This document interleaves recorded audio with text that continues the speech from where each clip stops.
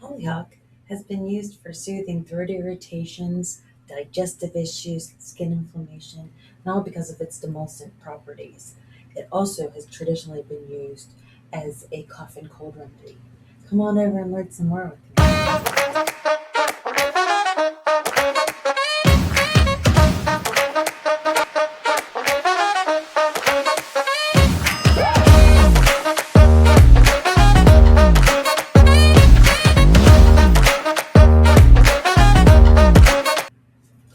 Hi everybody, it's Rachel with the Herbalist Garden. How are you doing today? I'll start with my disclaimer. I am an herbalist. I am not a doctor. Please do your own research. Super important. I also include the links in the description below so you can do your own research from that, from what I found. You'll see what I left out. You'll see what I added from my own brain. You'll see lots of studies, lots of recipes, and yeah, they come from different websites.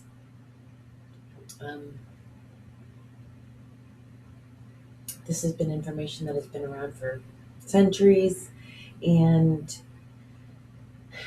it is not exclusively mine. It is just designed so that we can learn it. So, as we know, hollyhock is a plant. The seed, the root, the stem, the leaf, flowers, all used as medicine. And the scientific name is Althaea rosea. Althaea rosea. It's a gentle emollient and inflammation soothing, and all those two properties in particular are worth noting. It's often used for pain, stomach ulcers, wound healing, diabetes, and other conditions. But they are still doing lots of studies on them. Remember, my notes are over here on the screen so that I don't have any squirrel moments, because I do. Even within them, I still do. So, you know. So, the medicinal legacy spans continents and a millennium. The Tang Dynasty physicians in 7th century China applied petal poultices to battlefield burns and inflammatory skin. They documented cooling properties that are still recognized today. Medieval European herbalists brewed cold infusions for hoarseness and a dry cough, unknowingly preserving the mucilaginous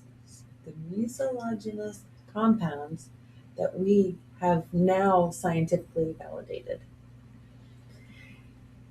In Middle Eastern apothecaries, hollyhock syrups treated inflamed stomach linings and respiratory complaints.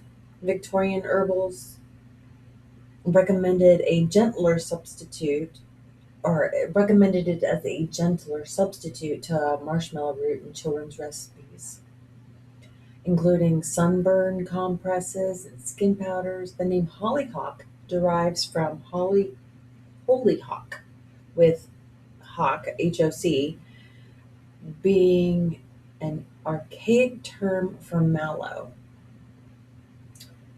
reflecting the plant's journey from the Holy Land to the pilgrimage via the pilgrimage routes.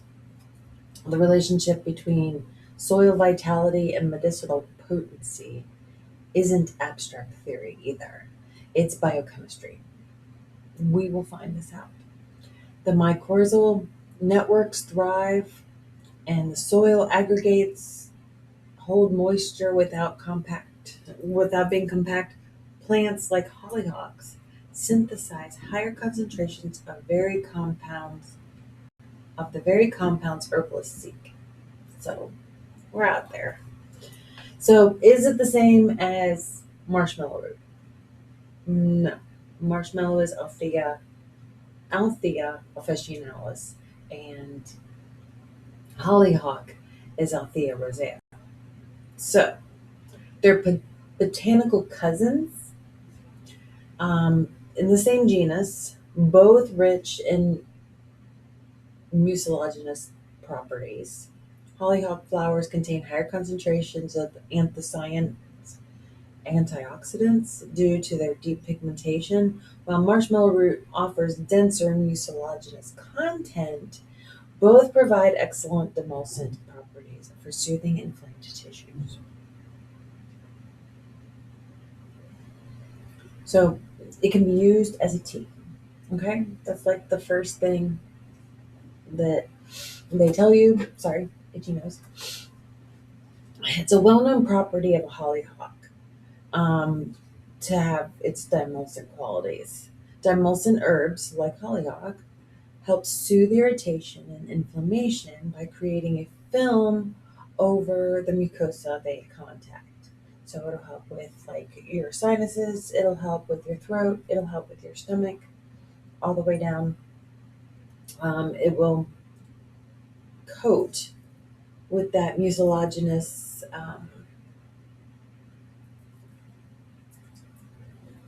property. I don't know. That's not the word I wanted to use. But it'll dry and soothe any sort of mucous membrane. When your tissues become hot and dry or inflamed, the irritants like seasonal pollen, environmental toxins, sore throats, eating something overly spicy, hollyhocks can be useful and helpful as cooling and soothing tea. Flavor wise, it's quite neutral. It doesn't really have a ton of flavor. So you can combine it with other herbs to make a formula. To extract more of hollyhock's cooling emulsient properties in a tea, try preparing it overnight as a cold infusion method. So, how does it help our respiratory and throat? It's got to support us, right? Because we ain't going to use something that's not going to support us. The mucilage physically coats throat tissue, reducing tickly sensations and easing dry coughs. Cold infusion preserves mucilage integrity better than hot water, by the way. You can sip a quarter cup of it every 2 to 3 hours during like acute throat irritation stuff. Throughout parts of the Arabian Peninsula, hollyhock was often brewed into a tea and consumed to help alleviate conditions affecting the respiratory tract. Its antitussive actions, along with the ability to relieve inflammation along the bronchial pathway, made it very important for dealing with conditions characterized by excessive airway inflammation. It will promote the removal of mucus from the airways and maybe of particular benefit to asthmatics and other sensitivities to allergies. So, tea from flowers and the roots helps easily dry coughs and throat irritation. Flowers, seeds, and roots also can be used to make a tea. Honey can be added to aid in the flavor, and honey, especially if you're using raw organic honey, it will also pull that bacteria, whatever, out of the areas to provide relief, which is really well. So it helps with digestive discomfort.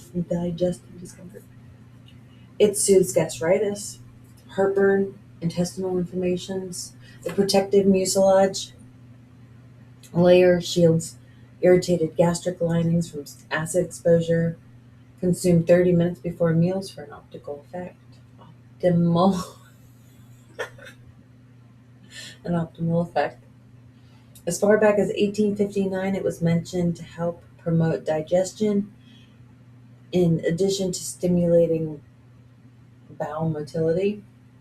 It is also frequently combined with other herbs such as golden seal, and it remains in use today and can grow natively.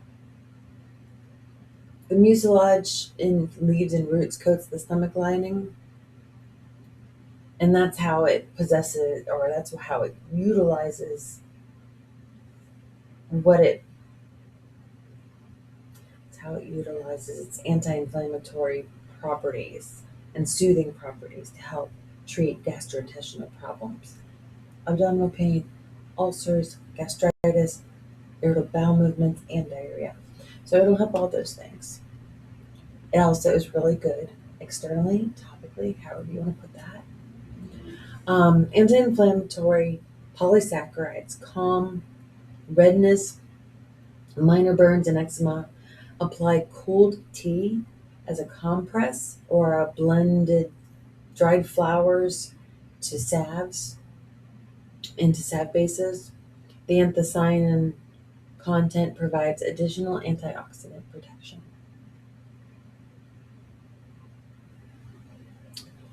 So we know that the flowers provide therapeutic benefit, but so does the seeds, the roots, the leaves. Did I say that? Seeds, roots, leaves, yes. You can ground them into a fine paste and apply to the injured area, or you can boil and soften for localized application of the leaves. It is also said to stimulate an immune response and accelerate healing. Extracts of an oil made from the flowers are sometimes included in skincare formulations, owing it to its moisturizing properties. When applied to the skin, either combined with other carrier oils or in ready-made commercial preparations, it helps promote the formation of waterproof barrier on the surface of skin cells that prevents excessive drying out. It can easily be used as a home remedy for dry skin and helps support the natural youthful vigor and suppleness of skin. Poultices made from crushed leaves or roots help heal burns, rashes, swelling. Leaves and flowers can be steeped in oil for 2 to 3 weeks to make a healing salve for minor wounds. It reduces the pain and puffiness of an injury, so it's also analgesic. Boil and soften the leaves and apply them directly to your wound. It'll help speed up the healing process. Cool the tea, and it's also a nice sunburn soother. So it is also helpful for urinary tract soothing. Traditional use as a mild diuretic with tissue soothing properties eases irritated urinary tract lining. Ooh, excuse me, pardon me. It combines well with marshmallow root or corn silk to even further and enhance the demulcent properties.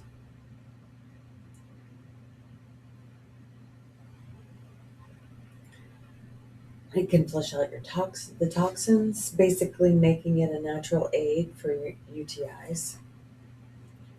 So it can also prevent UTIs. So if you feel them coming on, have some hollyhock. It's good for your kidney function and reducing bacterial buildup. But you know, it can also be used as a mouthwash or rinse and a gargle.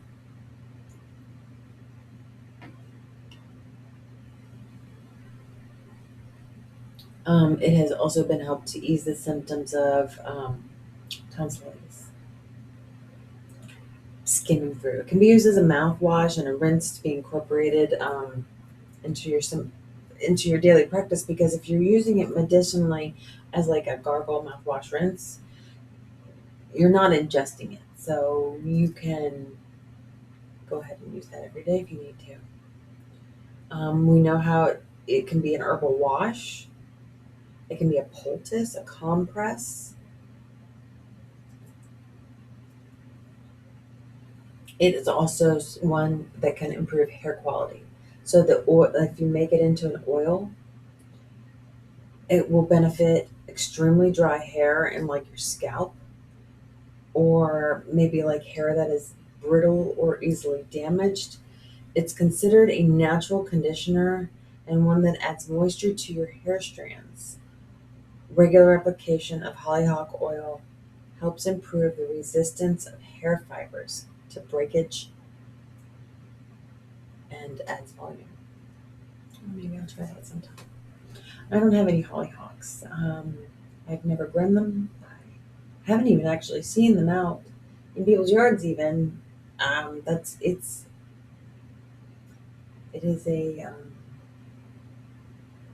good plant, flower, prettiness that can be useful. So I think I need to find this hollyhock plant. It's also an appetite stimulant. So if you're having issues with eating, um, it was used in ancient times as a natural appetite stimulant. It said that the properties of the plant are attributed to consumption of the roots, not the flowers or the leaves, which contain substances that increase appetites for people recovering from illness. The root promotes appetite because it possesses starchy properties. One should consume the tea to increase the appetite. Also is a good remedy for anemia. So anemia, we know, is a deficiency of the nutrients such as like iron or specialized B vitamins. Consumption of the roots of the plant enhanced with extracts from the flowers is said to offer excellent sources of iron and necessary B vitamins to support healthy red blood cell synthesis. So it's also a natural dye. The dark ones, the dark flowers. Did you see the one that's like the deep purple? It's beautiful. During the 19th century, there wasn't wide availability to synthetic dyes, right? So many people used hollyhocks to dye various fabrics, depending on the flower's color. The dye could range from pale yellow to lilac or even deep mauve. So that's where a lot of those colors came from. Well, the use faded significantly in the 20th century. It has been experienced resurgence as more people are actively becoming involved in like natural alternatives to harmful chemical dyes. We don't want those on our body because they absorb into our skin. Our skin is our largest organ. If you put your hand in water, it absorbs all the compounds, all the chemicals that are in that water. Yeah, even pools, even the ocean, even the rivers, chlorinated water. We're absorbing chlorine into our system. And then our body has to detox that. Our poor liver, our kidneys, good gracious. We have to take care of those. And hollyhocks can help with at least the kidneys. So all the parts are edible. Okay? The leaves, the seeds, the flowers, the roots, all edible. It's also a great way to add a vibrant color to your food and get a boost of flavonoids.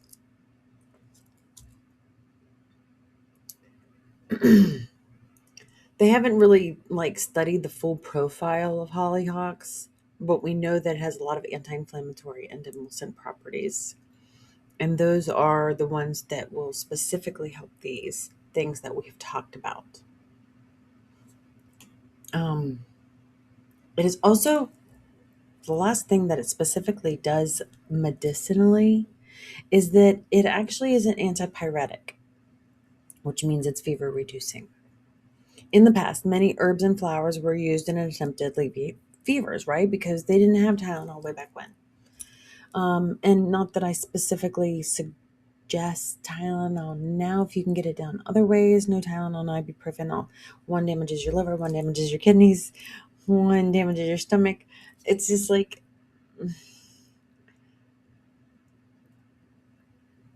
use them if you need to, if you have no other options. But I personally feel like we can find options in nature that do these things. Um, there's a lot. There's a lot of different plants. I know we've talked about a lot of them. But alleviating fevers, the mortality rate was really high with people dying from them. It's reduces fever and eases the discomfort that you have from a fever. It can also clear nasal congestion, all cold symptoms, high fevers. Take a cup of the tea. It provides relief pretty quickly. And I kind of did mention this at the beginning, but one of the things that it does for the earth, like the plant itself does for our soil, is it actually improves soil structure. So like if you're planting it, plant it in a place that possibly needs fixing because it has a deep tap root. So it breaks up compacted soil, it improves drainage in the soil, and it can access nutrients in the deep layers. So it will restore neglected garden beds and it enriches depleted soils. So it does have side effects. Everything's going to have a side effect to a point. It can cause rashes when applied to the skin. Be careful. I mean, if you're allergic to it, you're allergic to it. If you're not, then you can use it. Great. So it's generally considered safe, though, to use in culinary or any sort of medicine in healthy adults. So the mucilage can slow absorption in oral medications. Take hollyhock preparations at least 1 to 2 hours separate from prescription drugs to avoid any interactions. If you're pregnant and nursing, you can use it in food because they have a taste to them. They don't really have dosage per se for like people who are women who are lactating.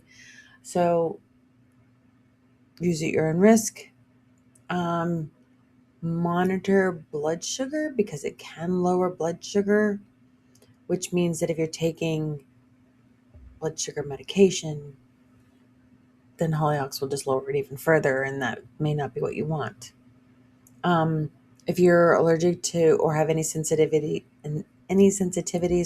with the Malvaceae family of plants like mallow, hibiscus, okra, you probably shouldn't have hollyhock.